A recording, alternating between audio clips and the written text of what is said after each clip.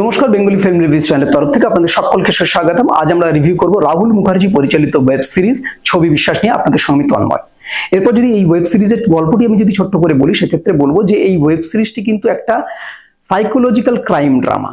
অর্থাৎ আপনারা যারা রাহুল মুখার্জির কাজ এর মধ্যে দেখে ফেলেছেন, দিলখুশ বা কিসমিস, সেখানে আপনারা বুঝতে পেরেছেন তিনি কিন্তু লাইট ওয়েটের কাজ, অর্থাৎ হালকা মেজাজের হালকা চলনের কাজ কিন্তু বেসিক্যালি তৈরি করে। তো এইখানে কিন্তু তিনি যেভাবে একটা সাইকোলজিক্যাল ক্রাইম ড্রামাকে তুলে ধরেছেন, এটা কিন্তু তিনি তার নিজের জনরা থেকে বেরিয়ে এসে কাজটা করেছেন এবং কাজটা কিন্তু খুব সাকসেসফুল ভাবেই করেছেন তিনি।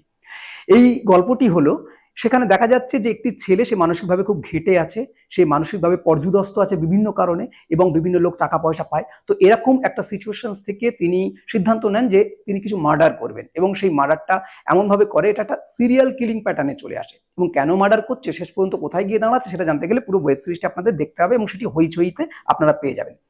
এরপর যদি এই ওয়েব সিরিজে কিছু ভালো দিক খারাপ দিক নিয়ে ব্যাখ্যা করতে যাই, সেক্ষেত্রে প্রথমেই আমি বলবো যে এখানে কিন্তু টেকনিক্যাল পার্টেরও আগে অভিনয়ের পার্ট কিন্তু বেশ ভালো। সুভাষিস মুখোপাধ্যায় থেকে শুরু করে, অনুরাধা ম্যাডাম থেকে শুরু করে, চন্দন সেন, ইভেন যে লিড ক্যারেক্টার করেছে, প্রত্যেকে কিন্তু এখানে বেশ ভালো কাজ করেছে। এবং এই ওয়েব সিরিজটি কিন্তু মূলত দাঁড়িয়ে আছে কিছু টেকনিক্যাল পার্টের উপর বেস করে, কারণ এই ওয়েব সিরিজে মধুরা পালিত ডিওপির কাজ করেছে। আর আপনারা জানেন যে মধুরা পালিত কিন্তু অ্যাজ এ ডিওপি বেশ রিনাউন্ড এবং ভালো কাজ করেন।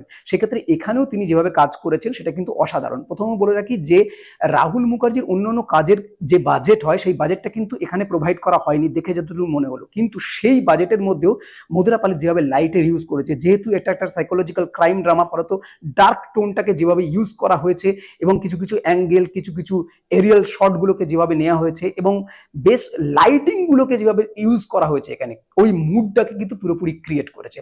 তারপর আমি যদি বলি এর মিউজিক পার্ট কিন্তু খুবই ভালো, কারণ মিউজিক পার্টের মধ্যে আমরা দেখতে পাবেন যে ক্যামেরার যে শব্দ হয় না, সেই শব্দগুলোকে ইউজ করে মিউজিক পার্ট তৈরি করেছে বা ব্যাকগ্রাউন্ড মিউজিক তৈরি করেছে। কারণ এই ওয়েব সিরিজটির মধ্যে আপনারা দেখতে পাবেন যে ক্যামেরা ওরিয়েন্টেড প্রত্যেকটা পার্ট, যে ওয়েব সিরিজের প্রত্যেকটা পার্টের নামগুলো কিন্তু ক্যামেরা ওরিয়েন্টেড বিভিন্ন পার্টের নাম রাখা হয়েছে।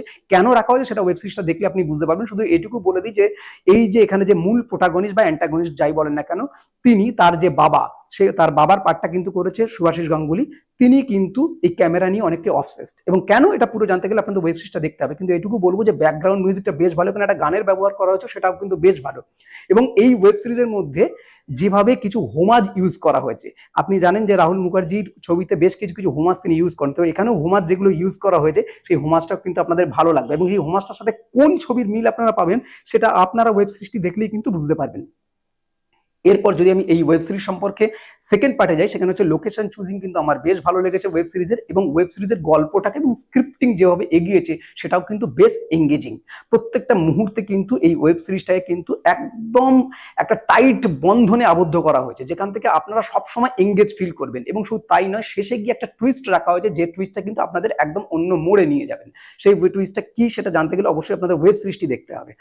শুধু তাই নয়, এরকম একটা সাইকোলজিক্যাল ক্রাইম ড্রামার মধ্যে যে জায়গাটায় মরুভূমির মধ্যে এক ফোঁটা জলের মতন, সেটা হচ্ছে বেশ কিছু প্রেমের দৃশ্য আছে। সেই দৃশ্যগুলো কিন্তু বেশ সুন্দর করে ওয়ার্ক করে এই পুরো ওয়েব সিরিজের মধ্যে, যেটা কিন্তু অনেকটা রিলিফ দেবে আপনাকে। ফলে এই জায়গাটা, অর্থাৎ এইভাবে যে মানে প্রেমের দৃশ্যগুলোকে যেভাবে তৈরি করা হয়েছে, রোমান্টিক সিনগুলোকে যেভাবে তুলে ধরা হয়েছে, সেটাও কিন্তু এই ওয়েব সিরিজের সঙ্গে যেমন সাযুজ্যপূর্ণ, তেমনি কিন্তু এই ওয়েব সিরিজটিকে অনেকটা এনহ্যান্সও করেছে।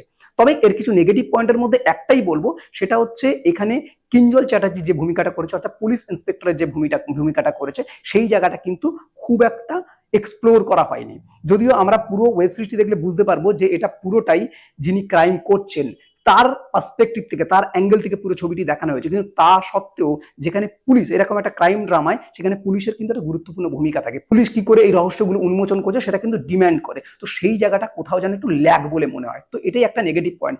বাকি ওয়েব সিরিজটা কিন্তু ভালো, হইচইয়ের অন্যান্য ওয়েব সিরিজের থেকে এটা কিন্তু বেশ উন্নত মানের। এবং রাহুল মুখার্জির জনরা থেকে সরে এসে নতুন যে ওয়েব সিরিজের একটা প্যাটার্ন নিয়ে আসা, সেটাও কিন্তু বেশ ভালো লাগবে। এটা আপনারা ওয়েব সিরিজটা অবশ্যই দেখতে পারেন। দেখার পর আপনারা কমেন্ট করে আমাদের জানাবেন কেমন লাগলো। এই হলো ওভারঅল রিভিউ। এরকম আরো নতুন নতুন রিভিউ জানতে বেঙ্গলি ফিল্ম রিভিউজ দেখতে থাকুন।